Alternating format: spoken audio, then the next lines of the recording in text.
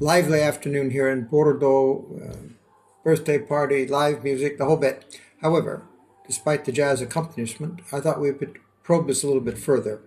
The Iranian strategy of war, the Iranian art of war. And I want to refine this a bit by looking at two practices, two tactics. One I call grinding, the other I call bankrupting.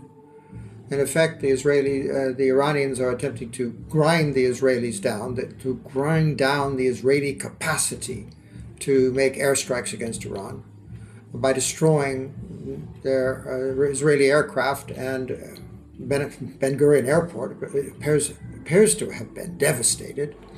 The Air Force bases in question have been attacked. And this seems to be a tireless process, but a difficult one, and the Israelis are fighting back, of course. So the struggle continues, is to grind down that capacity to attack. As for the United States, the depths of American defense resources are enormous, but at the same time there's an expense issue here. The American government is vastly overborrowed, and this is turning into a very expensive exercise, and it's not clear whether, honestly, in the strict light of day, short of a nuclear exchange, a one-sided exchange, if you will, against Iran, that the Americans can win it in any of the conventional senses. I mean, Hiroshima style.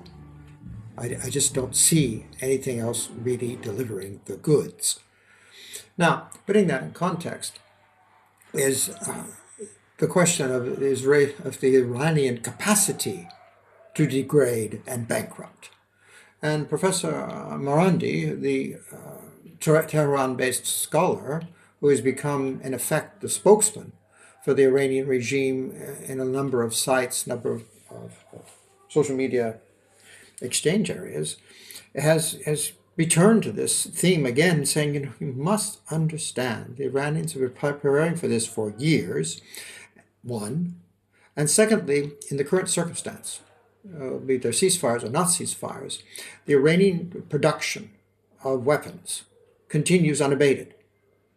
And if the quality and the quantity seems to be at the level that has recently been sustained, then the Iranians may be able to last this out another 12 months. It is not clear that the Trump administration can, especially when the truth about American casualties are revealed.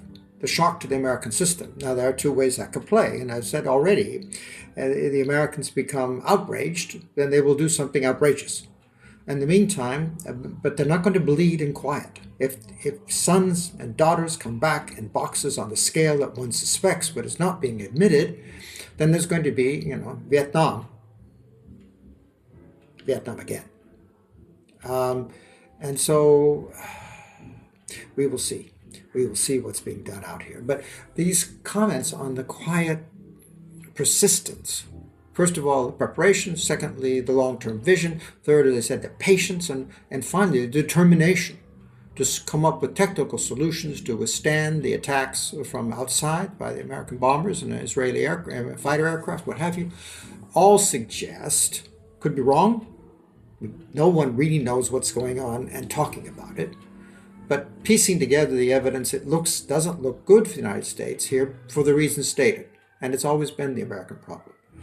Time, patience, the absence of both. One word.